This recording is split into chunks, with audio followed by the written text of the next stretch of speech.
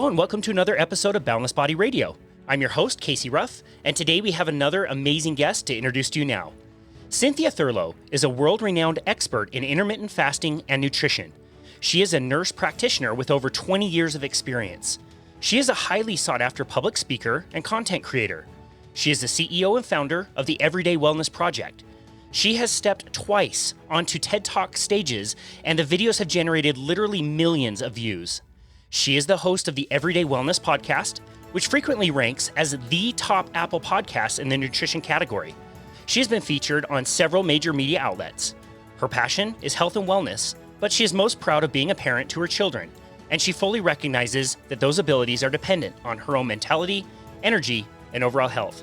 What an absolute honor it is to welcome Cynthia Thurlow to Boundless Body Radio. Welcome to the show. Thank you so much for having me. I've been looking forward to our conversation. So have I. It's such an honor to get to chat with you today. And between everything that you've had going on, you've had a move or two or three this year. Tell us about moving around all over the place. Yeah, last fall, well, actually last summer, I think the pandemic for many families probably made them realize they either really like spending time together or they don't. And we've been in the Washington, D.C. suburbs for the last 18 years, and I never really loved it. I moved here because my husband's in a niche industry, and, with the pandemic and social distancing and really just having the four of us hunkering down, we really entertained the possibility of relocating. And so we threw a lot of ideas out. Our children weren't really ready to go as far west as we had thought about. So we decided to stay on the East Coast. And in 3 weeks, got our house ready to put on the market. It sold in one day, over asking price.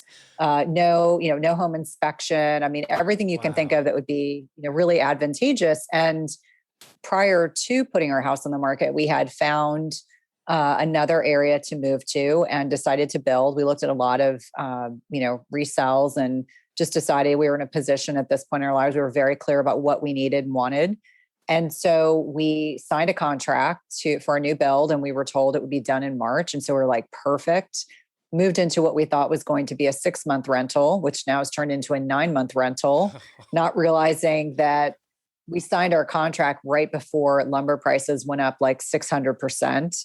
And it's great for us that we signed a contract at a particular price, because I don't think our builder's making any money at this point, which, with all the hiccups we've had related to him, I'm just kind of saying that, this is a karma thing. And so now we are, slowly getting closer to the new build being finished, but we're actually moving into our second rental closer to where we're building. And so we went from a too large house to a smaller rental, single family home.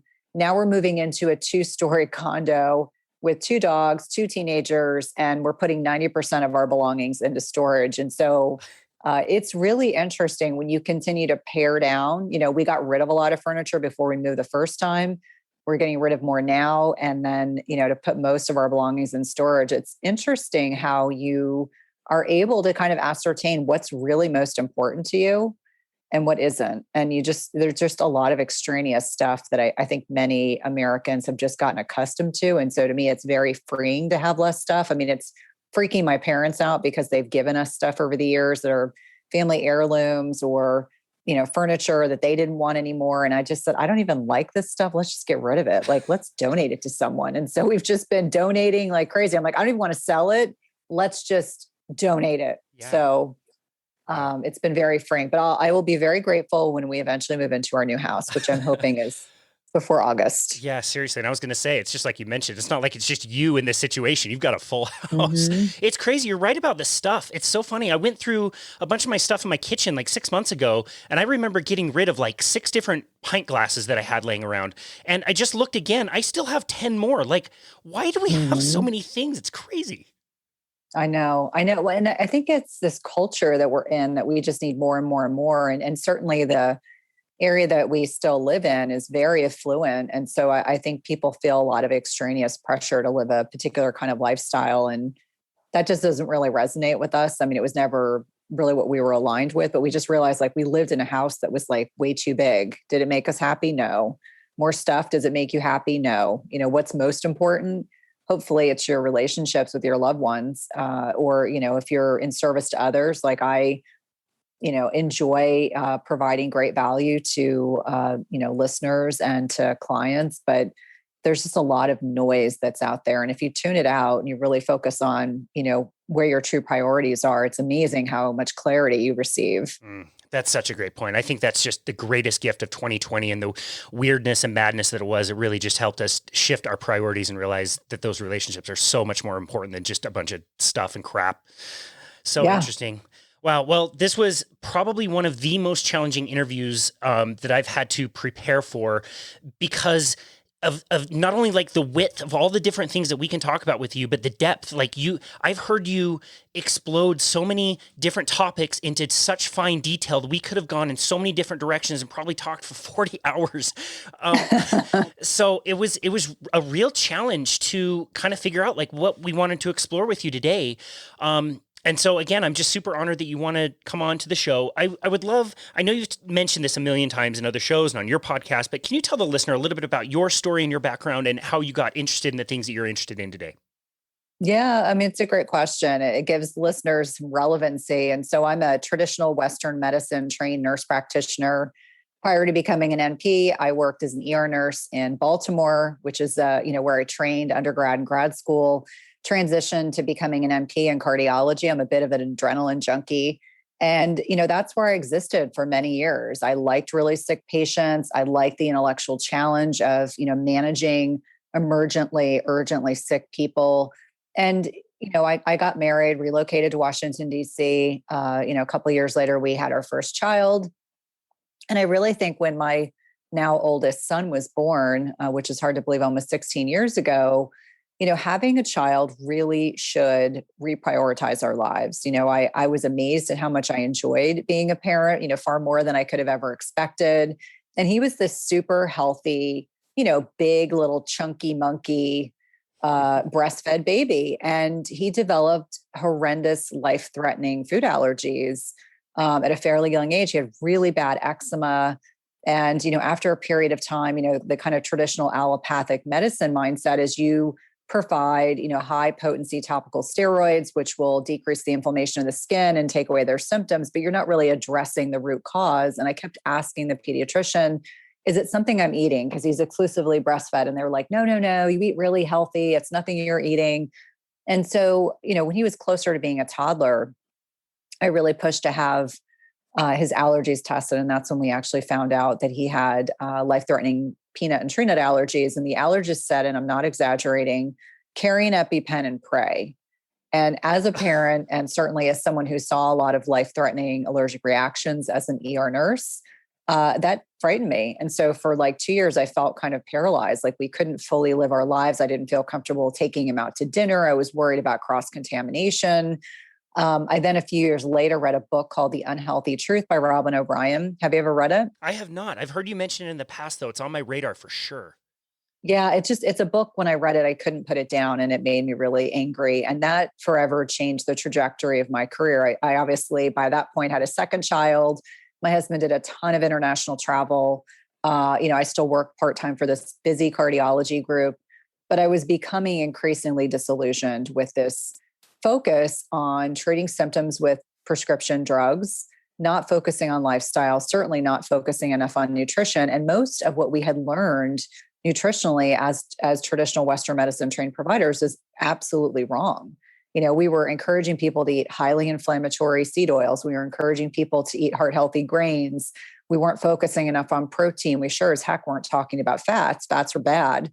And I started to just really become increasingly disillusioned with this kind of medical paradigm. And this is not to suggest there isn't really valuable work that my peers are doing. It's just our focus on prevention and chronic disease management is really misaligned with the way our bodies are designed to thrive. And so, I spent time, doing a wellness coaching program. I started a doctoral program.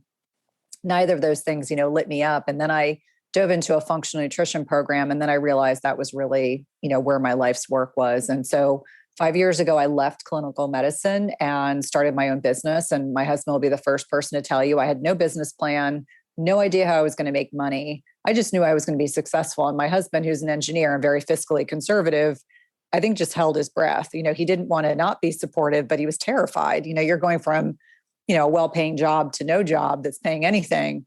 And, your wife is just blindly assuming that she's going to make money, which is of course what happened. But, what got me from, there to where I am now, almost immediately I started attracting a particular kind of clientele. There are clearly women that are middle-aged that were really struggling.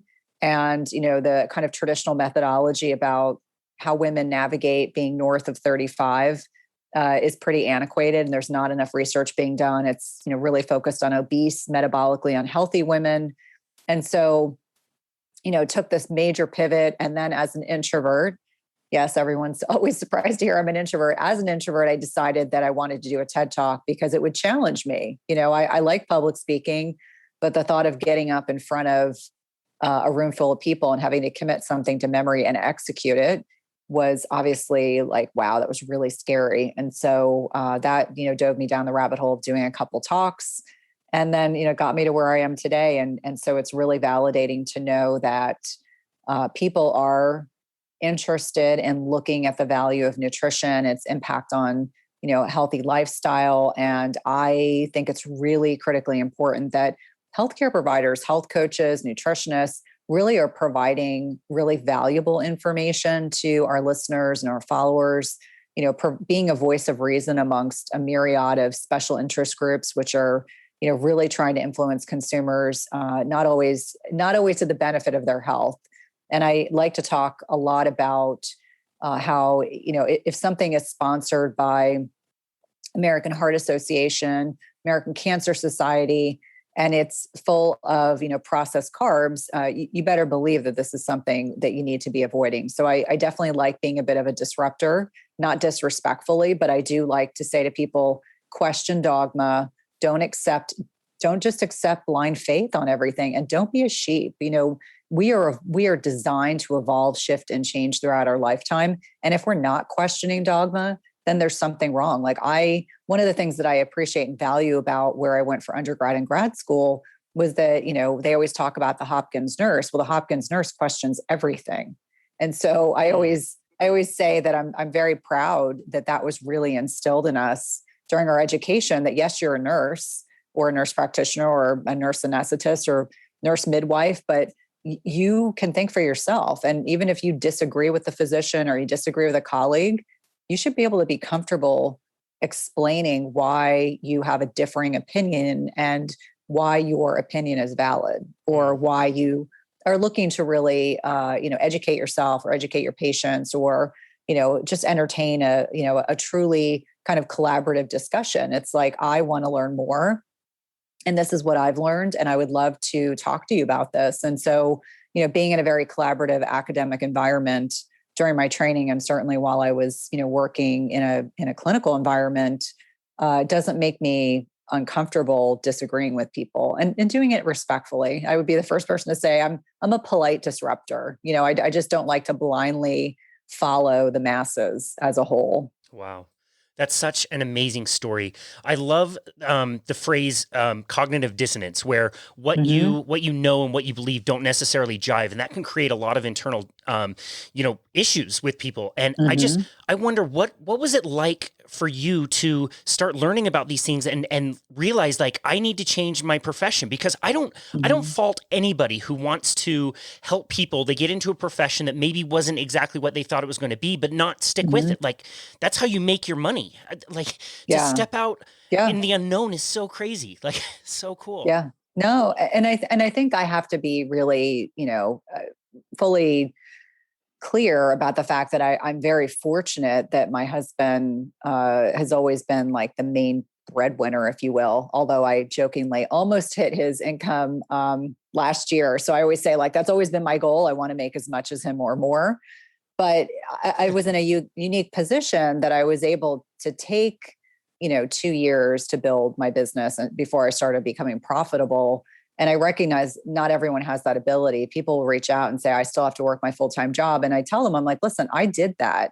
I did that for, probably 5 years before I left clinical medicine, because I needed to have the training to be able to take this leap of faith. But we can do that in many different ways. It doesn't have to be that you per se turn your back on your profession. It could be that you utilize those skills and in really different ways. I find because of my nursing background, that gives me, in many ways, it gives me instant credibility and trustworthiness with, followers on social media or people I interact with, because nurses are such a trusted profession that people are like, this person comes from a place of service. Like, this is not about ego. And I tell people that often, that, the things I talk about are really coming from a place of, I want to educate people. I want people to feel empowered. I don't want them to feel like they're pressured, but I do want them to spend time really thinking, like, does this serve me? Does this serve my best interests? Because we have to be our own best advocates, or our children's best advocates, or our loved ones' best advocates. And we can't just blindly follow something that doesn't feel like it resonates. And I do feel now, looking back retrospectively over the last 5 to 10 years, the tide is starting to turn. It is not as unusual, because I get, DMs all over social media almost every week from other healthcare providers who are like, how can I do what you're doing? And I just say, you have to take the first step. I mean, you could, in so many different ways, irrespective of what your background is, you can absolutely get from point A to point B. It's just finding, like, what's the biggest bang for your buck, or what's the best investment for you based on where you are in time and place. Like, I met someone the other day who was a school teacher who wanted to become a nurse, that was in her early 40s. And I was like, women live into their 80s. I mean, why not? I mean, gosh, you'll always have a job. Yeah. So I think it's really just, being kind of attuned to, is it something you want to pursue as a hobby? Is it something that you have a passion for? Like, you have an amazing podcast and you bring on incredible guests. There's so many different ways to, support your interests in looking at health and wellness in different ways and different lenses. Mm. Yeah, that's a really great point. I felt like, for me personally, I didn't have a voice, or I didn't have a way to talk to somebody that hadn't already been done. And I say that because I think a lot of people feel that same way, that, like, they're too small, they don't know what to do, they don't know where to start, when in reality, it's you just got to do something. It's like you said, like, find your style, find your passion, and just move towards it, and eventually you'll just get closer and closer. Absolutely. Absolutely. And, slow and steady wins. I tell people, like, you don't have to go from 0 to 60. It could be that you slowly pivot your business, or you slowly, pivot your focus. Maybe you have the ability within your own practice to be able to integrate some of the, nutrition training that I did, or, introduce a program to your practice, or, into your institution that can help people on their health and wellness journey. So it doesn't have to be quite as dramatic as mine was. I just took I needed a change. Really what it comes down to. After 16 years, I was really burned out. And so I just took a massive leap of faith, and it was obviously the right decision for me. Yeah, we're just so grateful that you decided to do that. Your TED Talk is amazing. You talk a lot about intermittent fasting. When did that start to become a tool that you learned about and started using in your life? And what benefits did you notice? Great question. So probably around 2015, 2016 is when I personally started embracing intermittent fasting. And I did it initially really because I'm the typical middle-aged woman who never had a weight problem and then hit perimenopause. And all of a sudden I was like, okay, something's not working anymore. And so almost immediately I felt so much more energy and mental clarity. And I started to lose a little bit of the, perimenopause fluff, which no woman wants. I mean, let's be clear. No one wants to gain weight. And so that's initially how it started. And then I started integrating it into programs, and then one-on-one work. And then people started coming to me as a resource. I think I always like to give credit where credit's due. I read Jason Fung's Complete Guide to Fasting, and that for me really validated. I was like, here's another allopathic trained provider who's talking about this. Therefore, I can get behind it. And then I started diving into the research. So for me, Jason Fung is someone that I really, hold up on a pedestal, He's think amazing. the world of. Yes. I'm so very grateful for his work. And then I could list, like 30 other people who've really inspired me. But for me, it was the N of one, starting with me, and then using it with clients. And then obviously I had 2 back-to-back TEDx talks. And the first one was on the uber sexy topic of perimenopause. But because the second talk came really close to the first one, I had to come up with a fresh topic really fast. And I remember I looked at my husband one night, I said, what do I know a lot about? And he said, intermittent fasting. I was like, okay, we're going to talk about intermittent fasting. But then of course, not realizing what was going to come after that. So, it's very fortuitous. And I'm very, very grateful for the opportunity to share great strategies with people, because we need less gimmicks. We are a society that is largely governed and influenced by products and crap and garbage, because the processed food industry and the fit bros out there want you to, buy into their latest supplement or the latest fad in order to get healthy. And it's really a lot less complicated than that. Well, I was just going to ask you what your favorite flavor of the intermittent fasting bar was. Have you seen that? It's funny. Well, it's funny. They actually reached out to me and wanted me to be an affiliate. And wow. I very politely said, if you eat, that's not fasting. I almost tipped over at the store. Yeah. I mean, I literally said, first of all, and I love that Ken Berry says this, most protein bars are carb bars. So really what you're doing is you're doing the antithesis of what you want to be doing. If you really want to give yourself digestive rest and boost autophagy and all these other health benefits, eating is not the way to go about doing it. It's eating less often. So yeah, and I think that's just, it's the capitalization of the processed food industry. They're trying to do everything they can to, make sure that they're making a profit off of people eating less often. So what's the thing to do? Convince people they need to eat a bar while they're fasting, and quote unquote, that will keep them fasted. And I'm like, this is a bunch of garbage. It's just more crap and garbage. Like, I'd rather someone say, I know that I'm going to be traveling. I'm going to get on a plane. I don't want to eat in the airport. And I'm like, hey, pack some beef jerky and some macadamia nuts, like lower carb nuts. I'm like, that's an awesome quote unquote bar. Like, people ask me, what bars do you like? I'm like, beef jerky and macadamia nuts work really well for me. Food is the best bar. Yeah, exactly. Yeah, I absolutely love that. So you become a world-renowned expert on fasting. And so we invited you on today so you could tell us once and for all the exact right protocol to fast. So if you don't mind, just take 15, 20 seconds, tell us exactly what to do with fasting. We'll cut the podcast and that will be the end of it. Okay. So what I would say is it's an N of one. It's really figuring out what works best for you and your body. And fasting really represents eating less often. So if you are a couch potato and you eat standard American diet, your fasting regimen is going to look a little different than someone that's been very physically active, doesn't need to lose weight, and is probably already fat adapted. So when someone is new to intermittent fasting and they're more of the former and not the latter, I usually just encourage them to stop snacking, because we are a culture that has been embracing the concept of snacking for far too long. And I would argue that, if you look at statistics, and the average American consumes 16 to 17 times a day, either sugar sweetened beverages or food, which we know spikes insulin. Insulin is not designed to be a fat storage hormone, but if you're eating frequently, it will store your fat and you won't burn it. And so starting with no snacking and then kind of moving on to ensuring that your meals are properly aligned, meaning, focusing on protein, which is the most satiating macronutrient, a portion of healthy fats, and then carbs if you've earned them. And I know that people are always express concern over the fact that, am I anti-carb? No. But if you are obese, insulin resistant, or have diabetes, you have a sugar handling problem, and therefore your carbohydrate intake should be lower than most people. People don't like to hear that because we're a very carbohydrate focused culture. But if you're someone that's metabolically flexible, you use fats efficiently, you're at a healthy weight, you can obviously handle more carbohydrate intake. And I like whole food sources of carbs. So low glycemic berries, non-starchy vegetables.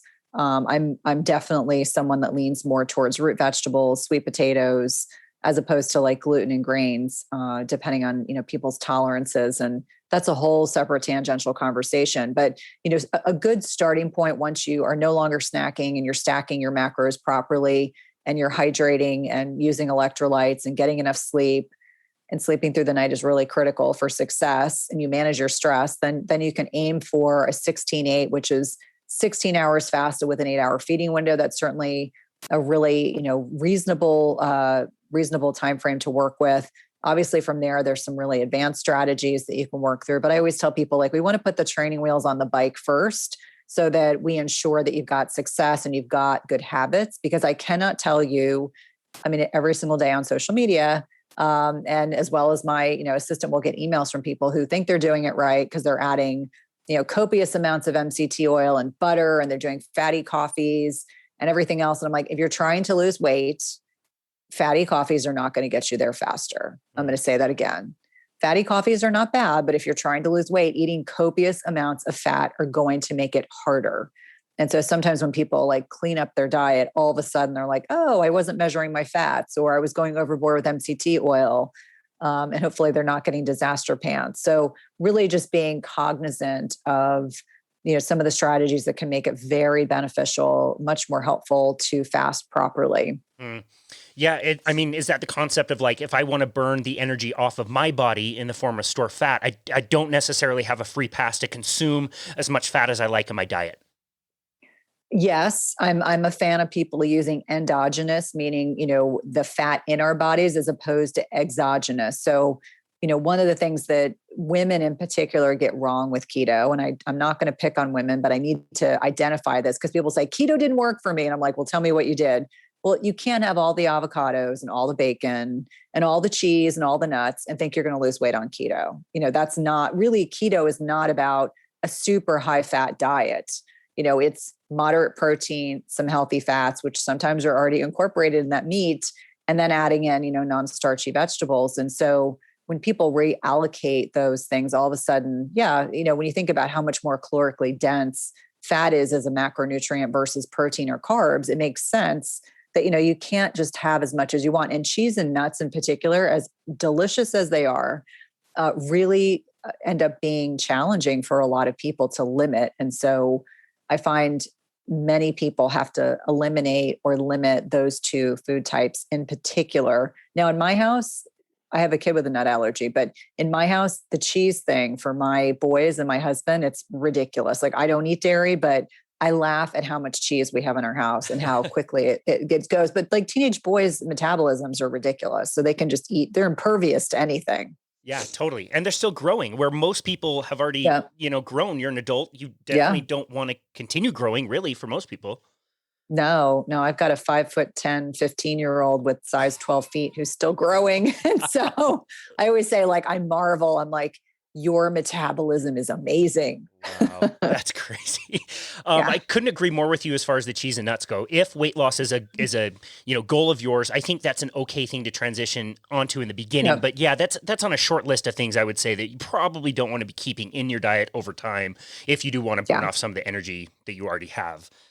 Yeah, I totally agree. Yeah, you mentioned snacking. Was that statistic true? People eat 16 to 17 times on average a day? Yep, I have to give that credit to Ben Azadi. We had a conversation, and I always give attribution if someone has shared a statistic or shared something with me that I find really worthwhile. And every time I repeat that, people are like, "Are you kidding?" And I said, "No, we snack from the moment we get up to the moment we go to bed." And think about it, like, we've been conditioned to believe we need to eat every 2 to 3 hours to quote unquote stoke our metabolism. We're drinking sugary drinks.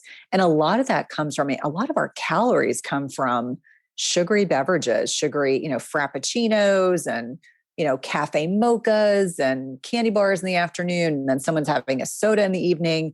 And that really adds up. And I just remind people, I'm like, I wear a continuous glucose monitor. I know how my body responds to certain foods. And there are just some things I don't eat anymore. Like, it was enlightening. Like, I thought they were so healthy, but the point being, eating less often is going to keep insulin levels low to help us burn fat. And sometimes I have to explain the physiology behind how our bodies work to really reinforce to people, like, you are not going to starve. You have plenty of stored energy. Anyone that's listening has plenty of stored energy. We store glycogen in our liver and skeletal muscles that our body can use to maintain our blood sugar. And with very few exceptions, most people can go quite a bit of time without eating. It's just, we are conditioned to eat more frequently. We like to eat. We take the physiologic need to eat away from the emotional piece. And then it's very liberating. Like, once people have a different relationship with food, once they recognize true intrinsic hunger, if they've got a continuous glucose monitor or a glucometer, they can check their hunger cues. Like, what is my blood sugar when I get hungry? And being able to make those associations is really powerful. I love that you mentioned the liberating thing. I mean, I look at the Hmm. the soda shop that's, down the street from my house. The line wraps around the building every afternoon around 2 or 3 p.m. People are buying Wow. buckets of soda with sugar cookies, all like extra flavorings and all kinds of crap. Hmm. And it's like, I wonder with the snacking and the extra eating, do you think it's like people are very hungry because they're already just eating the wrong things? Or do you think it's a conditioning thing? Oh, I think it's both. I Mm. think when you look at MRIs of the brain and a lot of the research that's done on these opiate-like receptors in the brain, either from dairy or from sugar, our brains light up. I mean, it's this pleasure principle, and especially with the pandemic and social distancing, we have our prefrontal cortex, which is involved in decision making in our brain, and if that's overridden by the amygdala, either due to fear or anger or just being confused or lost or overwhelmed. I mean, people stop making good decisions. So I think part of it's a habit. And we know, based on research that habits can take anywhere from 3 to 6 weeks to rewire. So whatever fires together, wires together. And so I think part of it's, this social conditioning. Oh, everyone leaves at 2 o'clock in the afternoon to go get their Frappuccino. And that's what I want to do. I think it's a focus on the wrong macros together. I always tell people, I'm like, listen, if you eat enough protein, you are not going to be able to eat more food. Like, if you really eat enough protein with your meals, you will be too full to think about eating more food. So I think it's a full multifactorial. So there are a lot of different reasons that contribute to this, but the social conditioning piece, the addiction, I mean, Dr. Joan Eiflin talks a lot about the processed food addiction here in the United States and other westernized countries. And it is a real thing. If people are looking for sugar in the afternoon, either because they over caffeinate in the morning, their adrenals are stressed, their sleep quality is terrible, they're totally stressed out, they're not getting, it's kind of like plants. We need to get outside, we need to exercise our bodies, we need to get high quality sleep.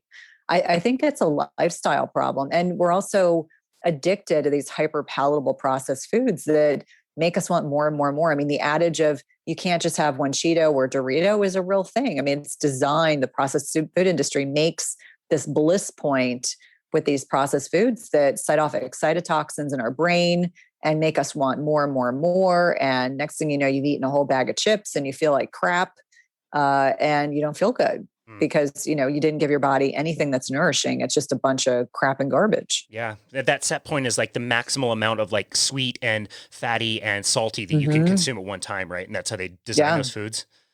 Yeah, Wow. exactly. There's a really great book, Salt, Sugar, Fat, Yeah. that I recommend with some frequency. That's a really, if you have never read it or if listeners haven't read it, I'm a gigantic reader. So I'm always like, oh, you got to read this book. Oh, there's this book I just learned about or a podcast I just listened to, because I think it's so valuable. Each one of us learn a little bit differently. And for me, I can really nerd out over a book. Mm. I mean, if you've been in this world for a while, none of this is a real surprise. But I think once you start to Hmm. learn about this, if you've never heard of these concepts, your mind is going to be blown. There is no Hmm. way you would believe that the things you mentioned, American Heart Association or the government or food companies, Hmm. are actively doing this to us with their foods that they Yeah. make. It's crazy. Yeah.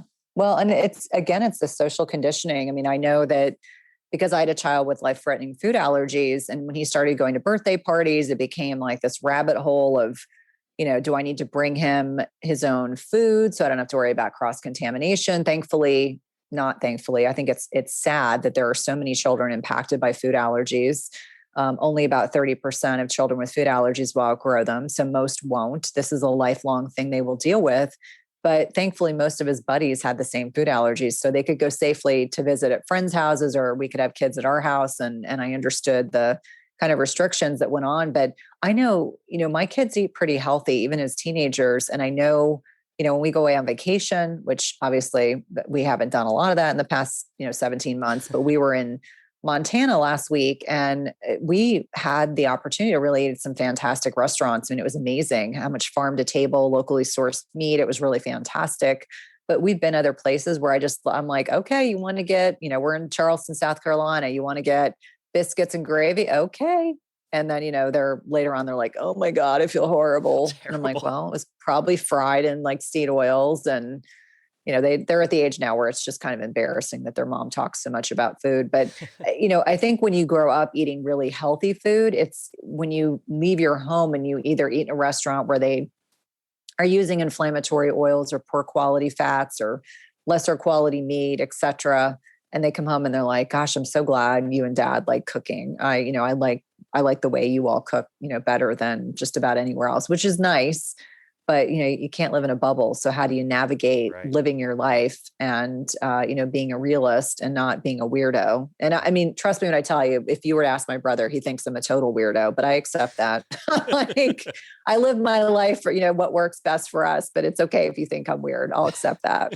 Being weird is okay if you're healthy and happy and enjoying life and not sick all the time. It's way better. Yeah. And I always say I'm an outlier. I'm happy to be an outlier. Nothing is wrong with that. That's great. Yep. I'm so glad that you've mentioned protein quite a bit and you mentioned meat quite a bit. And I think this has been a tough one. I'm sure your thinking has evolved with this over time. It's so difficult, especially with women, because there seems to be like a stigma around meat and protein. Can you explain why that is, and can you explain why it's so important that we consume more of it, not less?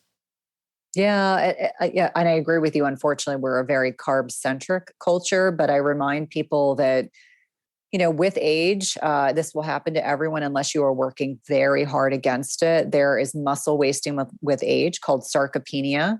And so we need to think about our muscle as the organ of longevity. There's great work that, doctors like Dr. Gabrielle Lyon are doing in this area. I have learned so much from her. She's also a personal friend. And so one of the things that I've learned is that you really want to aim for a gram of protein per pound of ideal body weight. So I'm somewhere between 115, 120 pounds, depending on what time of the month it is for me. And so really aiming for, if I'm getting 3 meals in my window, I've got 30 to 40 grams of protein with each one.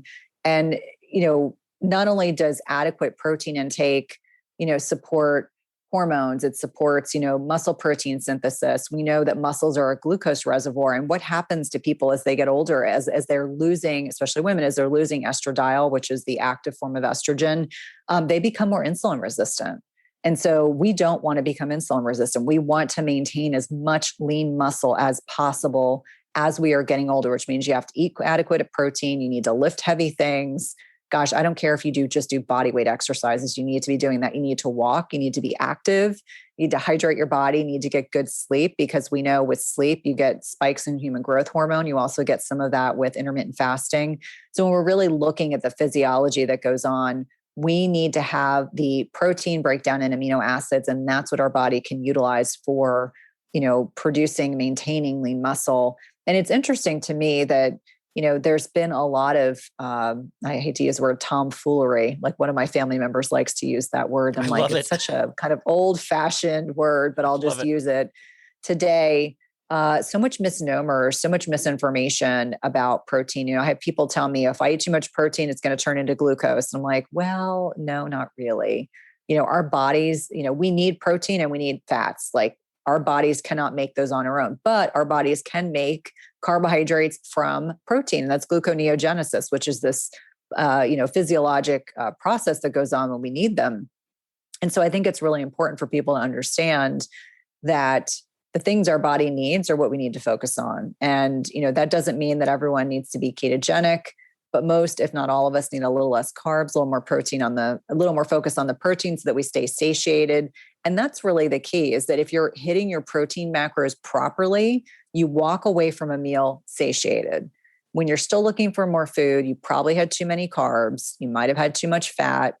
It's really experimentation to find where your sweet spot is. For me personally, I can eat a big steak with some like broccoli and maybe some butter and sea salt on my broccoli, and I'm good to go. Like, that's a perfect meal for me. Yum. Or a big salad. Like, I enjoy eating salad, but I'm never eating food without some source of protein. Like, I'll give you an example. Someone was asking me on Instagram the other day, what's like a go-to meal if you're like on the go? And I said, oh, well, I don't eat dairy. So I have a coconut milk yogurt, but I always mix my bone broth protein and add some BCAAs so that I get complete protein, and I'll toss in some blueberries, maybe some macadamia nuts.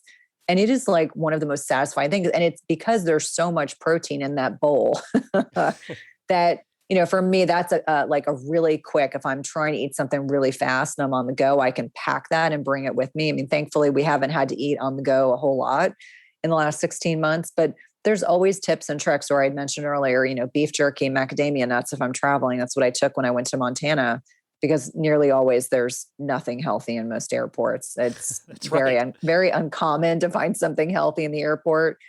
So I think that, for anyone that's listening that, doesn't necessarily buy into the muscle protein synthesis, muscle is the organ of longevity, which means you want to maintain your muscle mass. And we start to lose it really, like our peak muscle mass is in our like late 20s, but I didn't actually find that out till I was in my 40s. So if you're younger, you absolutely positively want to maintain lean muscle mass. You are not going to get bulky if you're a woman, unless you're taking exogenous steroids, and most women aren't.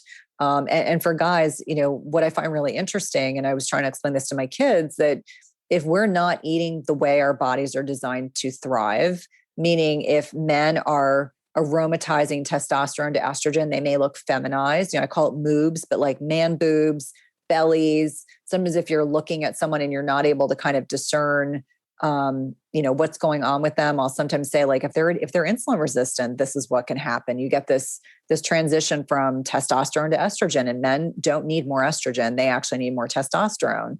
And same thing, like women that have too much testosterone can look unlike a very feminized woman. And so a lot of these hormonal imbalances are a byproduct of our lifestyle and largely our diet. So really dialing in on the macros piece. I think everything starts with food.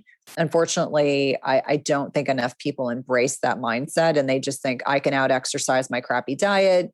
I can do really hardcore CrossFit 2 days a week. I'll be a weekend warrior, or I can get by with not enough sleep, or I don't have to deal with stress management. That's too woo-woo.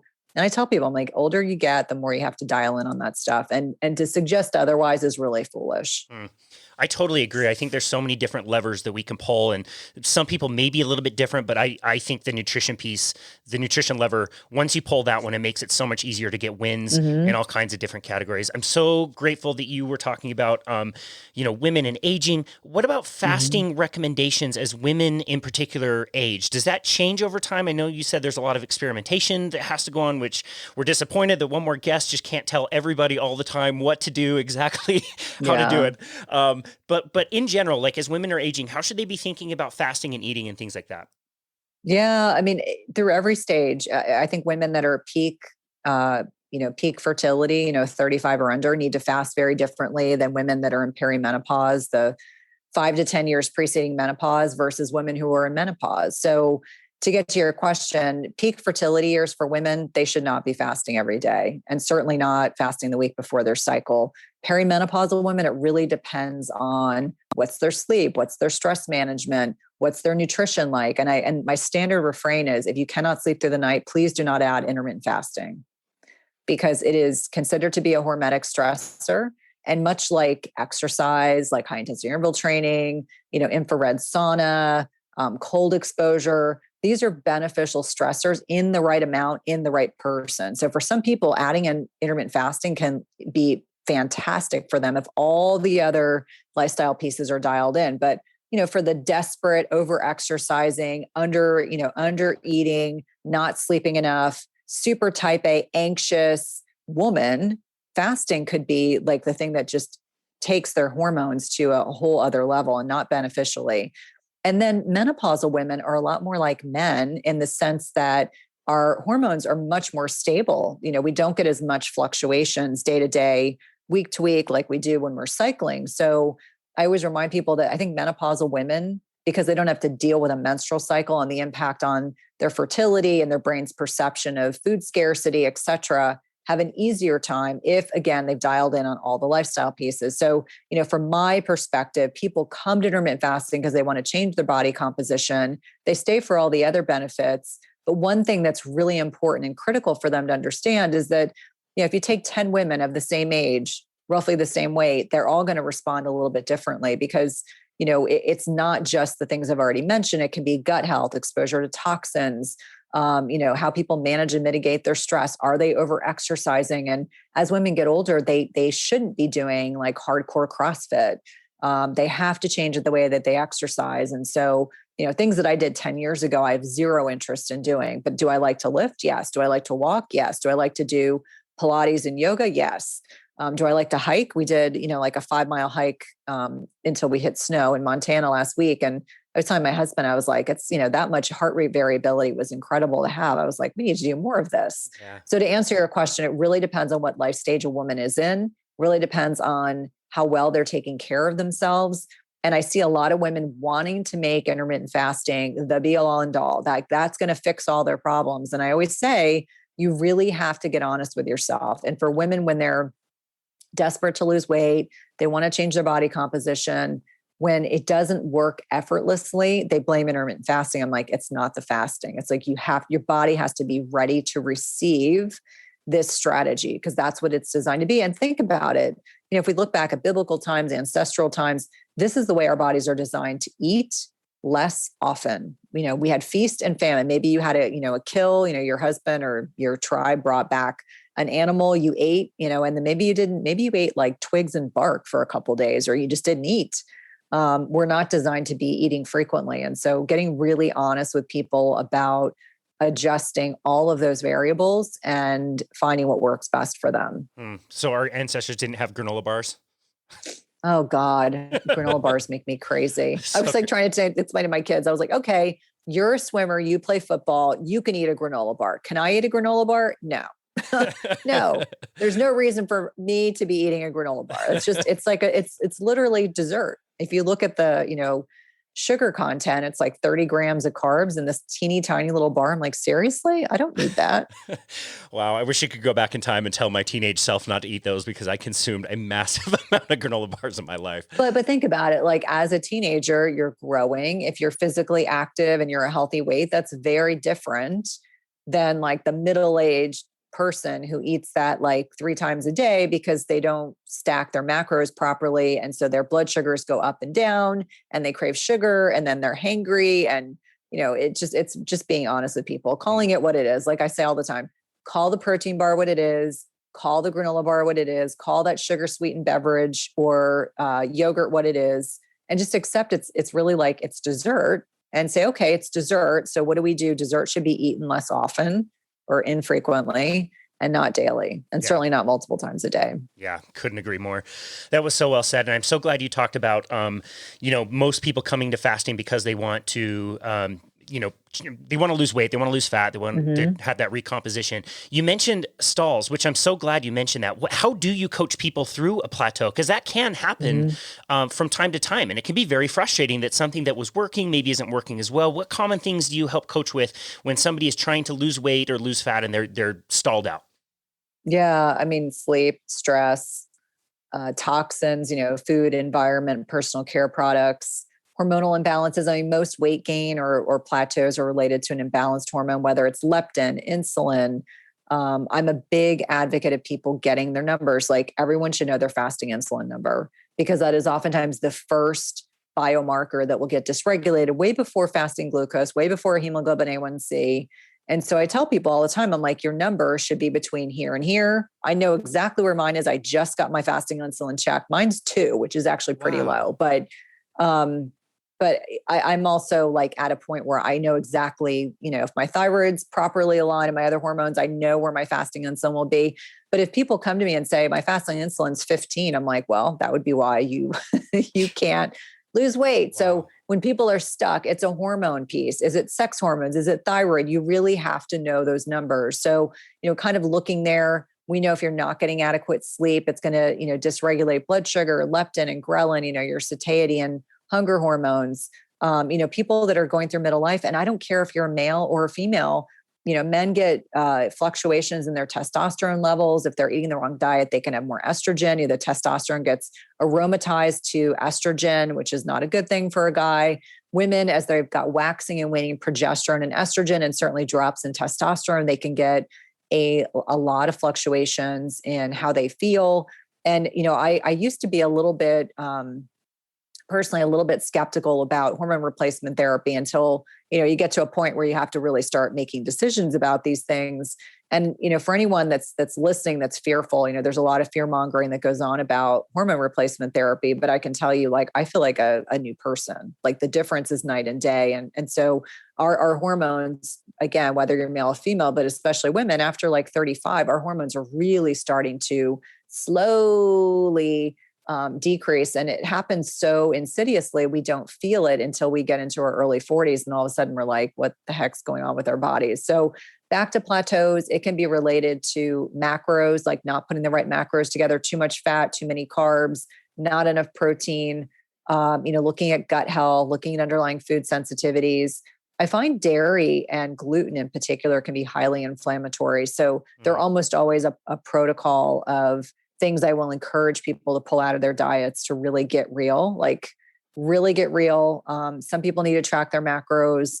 Oftentimes we need to look at a glucometer. What's your blood sugar doing after a meal? What's your blood sugar when you get hungry? You should really know what that is. Like, what is your trigger point? What is your blood sugar after you eat a meal? If it goes up by 50 points, your macros are off. It goes up by 20 points, your macros are dialed in.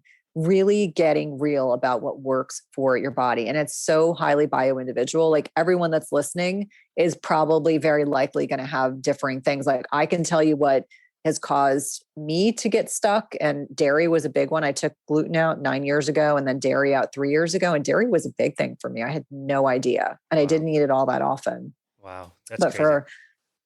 So I think there could be a lot of variables, but those are definitely good places to start. And the other thing to think about, people doing the wrong types of exercise, because we believe, or we are conditioned to believe, that we want to be doing hardcore cardio all the time. And I'm like, listen, if you look at research, and that's important for people to understand, if you look at the research, that people that do chronic cardio, I'm not talking about high intensity interval training or Tabata or just walking, but people that are just doing chronic cardio, like they're going to go run for an hour 6 times a week, are not going to get the same benefits as someone that integrates strength training and some HIIT and some walking and some yoga.